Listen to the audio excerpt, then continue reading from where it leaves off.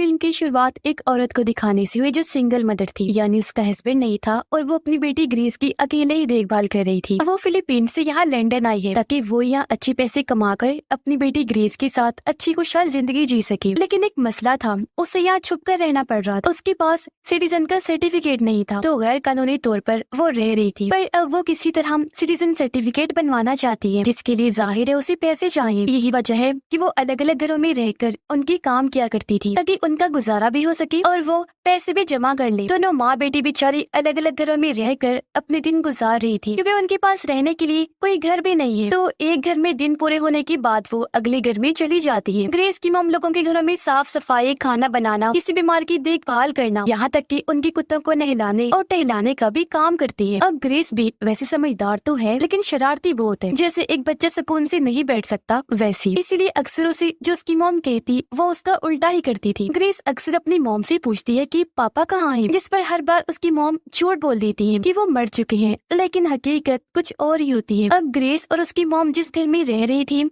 वहाँ दिन पूरे करने के बाद इन्हें अगले घर जाना था, जिसका मालिक कभी घर आता ही नहीं, इसीलिए इन्हें कहीं और जाना पड़ना था। अब ग्रेस की मॉम के पास उसके एक दोस्त की कॉल आई, जो उसे कहता है कि कल मैं मसरूफ हूँ, तो तुम मेरी जगह मेरे एक क्लाइंट के घर जा सकती हो उसे चेक करने कि उसकी तबीयत कैसी है, वो ठीक है, क्योंकि मेरे जिम्मे ये काम लगाया गया है। अब ऐसे कैसे वो अनजान घर में चली जाती, इसीलिए मना कर देती है। पर उसका दोस्त कहता है कि तुम्हें कुछ नहीं करना, बस वहाँ जाकर मेरे क्लाइंट को चेक करके आना है, जो बूढ़े इंसान है और अक्सर बीमार रहते हैं, जिसके लिए अब वो मान गई। इसीलिए अगले ही दिन ग्रेस की मॉम शहर से काफी दूर उस घर में आ जाती है, जहाँ उस बूढ़े आदमी को चेक करना था। घर बहुत ही बड़ा शानदार था, लेकिन यहाँ पर कोई भी नहीं होता। कई बार वो बूढ़े आदमी को आवाज लगाकर आगे बढ़ी, लेकिन कोई जवाब आता ही नहीं। वो फिर सीधा पहुंची बूढ़े आदमी के कमरे में, जो बेसुध बिस्तर पर लेटा हुआ था, क्योंकि वो कोमा में था। उसे इस हालत में देखकर ग्रेस की मॉम को बुरा लगा, इसलिए वो उनके लिए दुआ करने लगती है। लेकिन तभी बूढ़ा आदमी उसका हाथ पकड़ लेता है। वो घबरा गई, अपना हाथ छुड़वाकर किसी तरह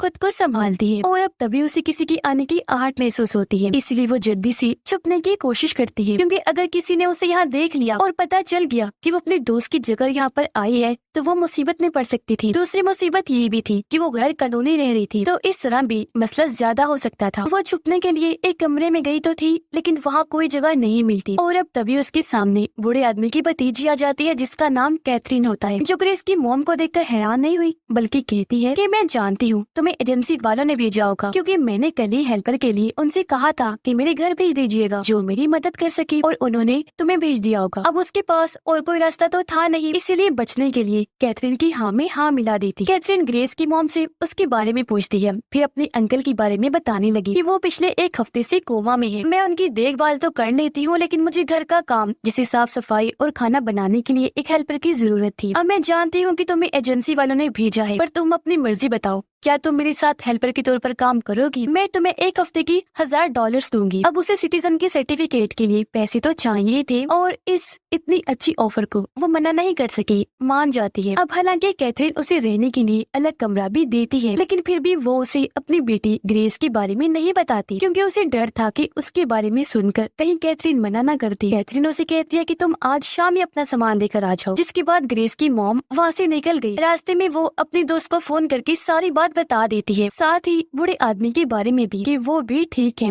उसका दोस्त कहता है कि चलो तुम्हारे जाने का फायदा ही हुआ, तुम्हारे लिए अच्छा हो गया कि वहाँ इतनी अच्छी जॉब मिल गई। फिर वो घर आई, अपना और ग्रेस का सामान पैक करने लगती है। वो यहाँ ग्रेस को समझाती है कि तुम्हें उस घर में छुप कर रहना होगा, कोई शरारत नहीं करनी, फिर जल्द हमें सिटीजन का सर्टिफिकेट मिल जाएगा, जिसके बाद हम आजादी से रह सकेंगे। जिस पर ग्रेस भी उसकी बात मान जाती है और अब उसकी मॉम ग्रेस को एक काफी बड़ी बैग में छुपाकर कैथरीन के घर पहुँचती है। यहाँ कैथरीन सबसे पहले उसकी मॉम को चाय पीने के लिए देती है, जिसे उसकी मॉम ने एकदम ही पी लिया, क्योंकि ग्रेस बैग में बंद थी, तो उन्हें डर था कि कहीं वो दम घुटने से मर ना जाए। चाय पीने के बाद जल्दी से वो बैग को अपने कमरे में लेकर गई। ग्रेस को बाहर निकालती है, जो बिल्कुल ठीक थी। यहाँ उसकी मॉम ने फिर से ग्रेस को समझाया कि तुम्हें छुप कर रहना है, इस औरत की नजर में बिल्कुल नहीं आना।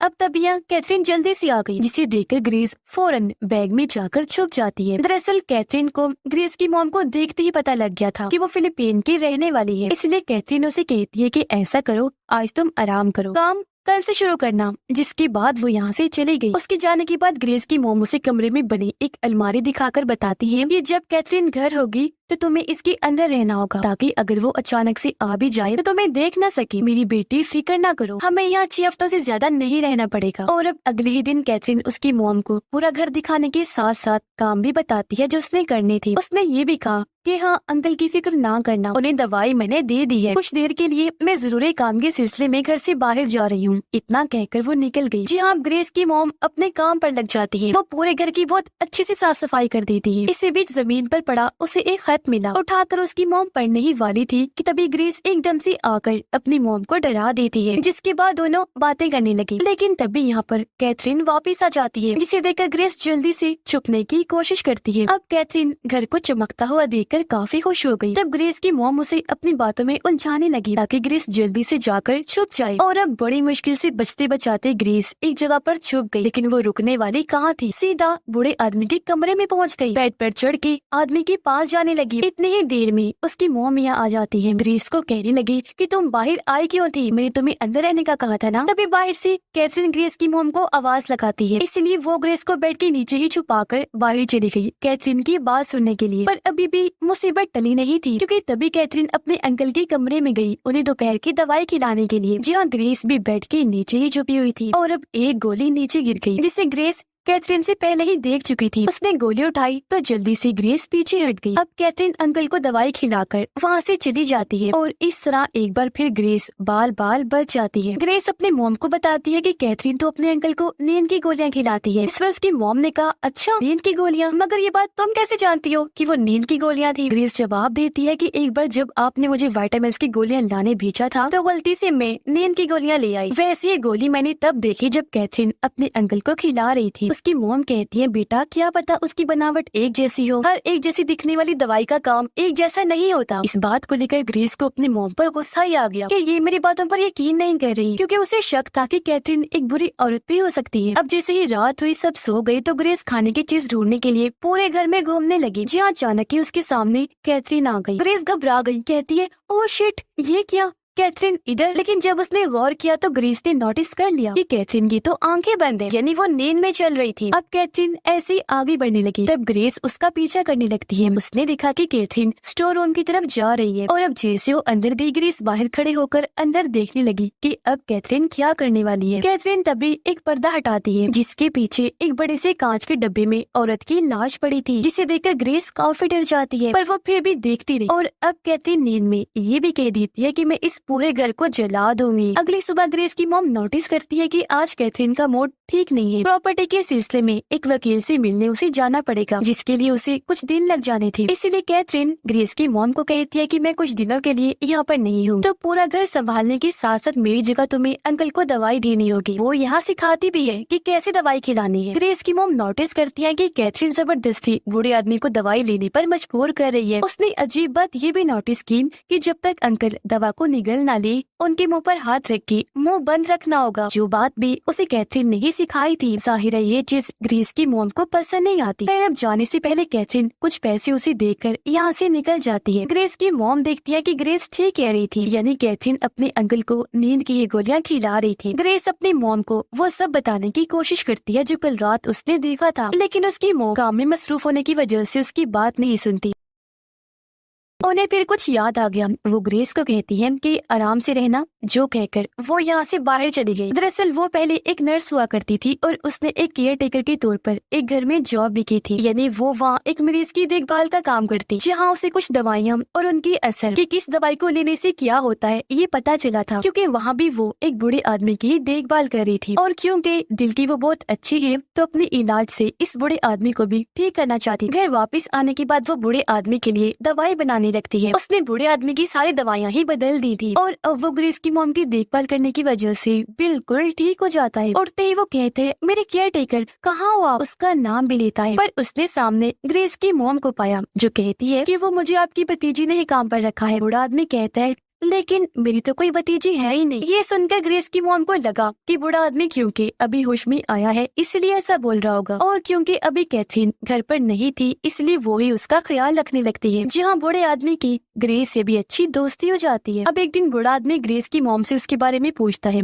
तब उसने बता दिया कि मैं फिलीपीन की रहने वाली हूँ। ये सुनकर बूढ़े आदमी को हैरत नहीं हुई, बल्कि उसने बताया कि मेरे केयर टेकर भी वहीं की रहने वाली थी, जो मुझे माँ से भी बढ़ की थी। मैं उससे बहुत प्यार किया करता था। आगे पूछने पर ग्रेस की मॉम उसे बताती है कि मैंने एक आदमी से शादी की थी जो मुझे काफी मारता था, और जब उसे पता चला कि मैं माँ बनने वाली हूँ तो उसने मेरी जान लेने की कोशिश की, पर मैं वहाँ से भाग गई। मैंने उससे रिश्ता तोड़ दिया। लेकिन आज तक मैंने ग्रेस को ये नहीं बताया कि उसके डैड जिंदा है। मैंने तो ये कहा हुआ है कि तुम्हारे डैड मर चुके हैं। असल में उसके डैड ने फिर दूसरी शादी कर ली, जो अब आराम से अपनी जिंदगी गुजार रहा है। जो सुनकर बूढ़ा आदमी कहता है, पर अब मेरे पास तुम्हारे लिए एक ऑफर। मैं तुम्हारे सिटीजन की सर्टिफिकेट के सिलसिले को आराम से संभाल लूं, लेकिन क्या तुम सारा टाइम के लिए मेरी केयर टेकर बनोगी? जो सुनकर बिना सोचे ही ग्रेस की मॉम मान गई। ऐसा उसने इसलिए कहा था क्योंकि किसी वजह से उसे कैथरीन से निपटना था, जिसके लिए उसे ग्रेस की मॉम की जरूरत थी। पर यहाँ हमने देखा कि वक्त के साथ साथ बूढ़े आदमी का बर्ताव भी बदल रहा था। जो अच्छा कम था, बुरा ज्यादा था, क्योंकि वो एक दिन ग्रेस को ये बता देता है कि तुम्हारी मॉम ने तुमसे झूठ बोला है, तुम्हारे डैड जिंदा है। जिस पर ग्रेस अपनी मॉम से नाराज हो गई। उसने बात ही करना छोड़ दिया और अब वो बस बूढ़े आदमी के पास ही रहने लग गई थी, जिस बात से ग्रेस की मॉम काफी परेशान हो गई। उसे समझ नहीं आ रही थी कि आखिर बूढ़े आदमी ने ऐसा क्यों किया। ये पता लगवाने के लिए उसने पूरे घर की तलाशी ली, जहाँ उसे बूढ़े आदमी की केयर टेकर के बहुत सारे खत मिले, जो सारे उसने अपनी फैमिली और बेटे के लिए लिखे थे। यहाँ ग्रेस की मॉम को पता चला कि बूढ़ा आदमी अपने केयर टेकर से बहुत प्यार किया करता था, लेकिन जब वो अपने घर वालों को खत भेजने की कोशिश करती थी तो बूढ़े आदमी की फैमिली उसे ऐसा करने ही नहीं दिया करती थी। यही वजह है कि फिर केयर टेकर अपनी फैमिली और बेटी से दूर होती गई, जिसके बाद बूढ़े आदमी की फैमिली ने उस बेचारी को अपना गुलाम बना के रख दिया। उसे अपने सारे अच्छे बुरे काम करवाने लगे। अभी सारी बातें सुनकर ग्रेस की मॉम को केयर टेकर के लिए काफी बुरा लगता है। फिर अगले दिन कैथरीन घर वापिस आ जाती है। वो घर में हर जगह ग्रेस की मॉम को ढूंढती है, लेकिन वो उसे कहीं भी दिखाई नहीं दे रही थी। किचन में जाकर उसने देखा कि चाय पक रही है, इसीलिए वो निकाल कर पीने लगती है, पर पीते ही उसने थूक दिया क्योंकि ग्रेस ने उसमें कुछ मिला दिया था। वो जब बाथरूम में गई नहाने तो ग्रेस ने शैम्पू और बॉडी लोशन में भी कुछ मिला दिया था, जिससे लगाते ही कैथरीन के जिस्म और चेहरे पर बड़े बड़े धब्बे बन जाते हैं, जिनमें कैथरीन को दर्द भी हो रही थी। पता चला कि ये सब कुछ ग्रेस ने बूढ़े आदमी के कहने पर किया था। अब जब कैथरीन नीचे आई तो वो देखती है कि ग्रेस की मॉम और बूढ़ा आदमी एक साथ है। बूढ़े आदमी को सही सलामत देखकर कैथरीन की तो जैसे होश ही उड़ गई,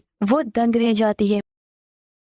अब जब ग्रेस की मॉम यहाँ से गई तो कैथरीन और बूढ़े आदमी के बीच बातें होने लगती हैं। कैथरीन बूढ़े आदमी को कहती है कि अब मैं तुम्हें इस घर से धक्के मारकर बाहर निकाल दूंगी। मैंने कुछ लोगों को पैसे खिलाकर तुम्हारा सब कुछ अपने नाम पर करवा लिया है, जो पहले ही मेरा था, लेकिन तुमने बहुत चालाकी से वो पेपर्स मुझसे साइन करवाई, मेरा सब कुछ अपने नाम कर लिया, फिर मेरे डैड को भी मार दिया, जिसके बाद मॉम को इलाज के लिए पागल खाने भेज दिया, जहाँ उन्होंने अपनी जान दे दी। तुम हालांकि मेरे अंकल थी, पर मेरे साथ इतना बुरा किया तुमने। ये सुनकर बूढ़ा आदमी हंसते हुए जवाब देता है कि देखो, तुम मुझे कोमा में भेजकर नींद की दवाई खिला रही थी ताकि मैं धीरे धीरे करके मर जाऊं, पर देख आज मैं तेरे सामने हूँ, वो भी सही सलामत। और रही बात तुम्हारी जायदाद की, वो तो मेरे नाम ही है, तो भला फिर तुम मुझे कैसे धक्के मार कर निकाल सकते हो? और अब तुम्हारी बात कर लेती हूँ। देखो, क्योंकि तुम मेरी भतीजी हो तो मैं तुम्हें घर से नहीं निकालूंगा, तुम चाहो तो यहाँ रह सकती हो। जो सुनकर कैथरीन हैरान रह गई, क्योंकि वो उसे अपनी जायदाद वापस लेना चाहती थी, लेकिन अब उसके पास कोई रास्ता नहीं था, इसीलिए वो खामोश रही, कोई जवाब नहीं देती। लेकिन रात के वक्त वो ग्रेस की मॉम को कहती है कि वो बूढ़ा आदमी तुम्हें हमेशा के लिए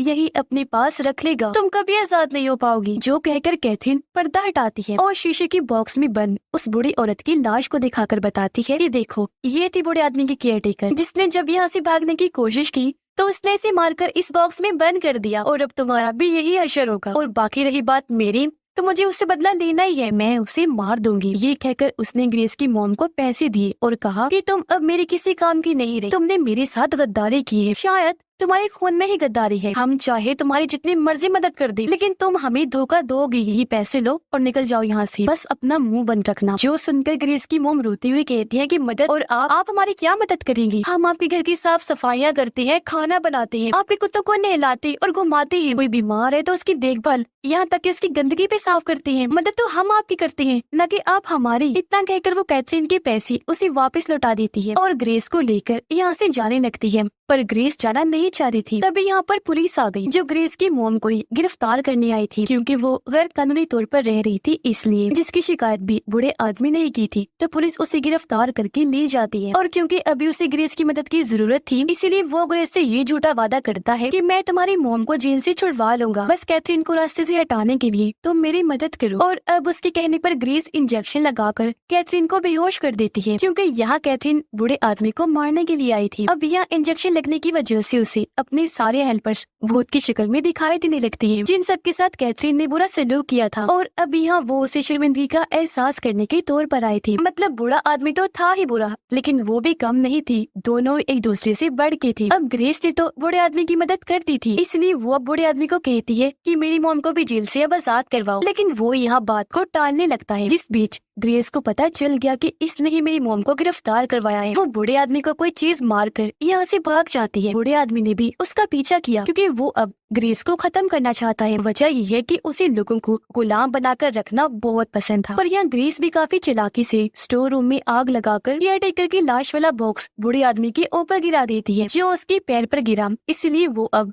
हिल नहीं सकता था। और अब तभी यहाँ आकर कैथरीन ग्रेस की मदद करती है, क्योंकि उसे अपनी गलती का एहसास हो गया था। पूरे ही घर को आग लग चुकी थी। कैथरीन ग्रेस को लेकर घर से बाहर आ गई और ये दोनों बूढ़े आदमी समेत पूरे घर को जलता हुआ देखने लगते हैं। जिसके बाद कैथरीन जेल आई ग्रेस की मॉम को छुड़वाने के लिए। उसके लिए एक वकील रखती है, जो उसे बेगुनाह साबित कर देता है। जिसके बाद ग्रेस की मॉम को भी यहाँ के सिटीजन का सर्टिफिकेट मिल चुका था, जो पाकर वो बहुत खुश हो जाती है। तो अब उन्हें कोई डर नहीं था, वो यहाँ आजादी से रह सकती थी। अब कैथरीन ने अपनी माजी में हेल्पर्स के साथ जो बुरा सलूक किया, वो इसलिए था क्योंकि वो भी बूढ़े आदमी की तरह हेल्पर्स को इंसान नहीं समझती थी। पर अब वो सुधर गई थी, उसे अपनी गलती का एहसास हो गया था। अब ग्रेस की मॉम उसे लेकर शहर घुमाने के लिए निकल गई, क्योंकि अब उसके अंदर यहाँ के सिटीजन होने का कॉन्फिडेंस आ गया था, जिसकी हमेशा उसे जरूरत थी। इसी के साथ इस फिल्म की कहानी भी यहीं पर खत्म हो जाती है।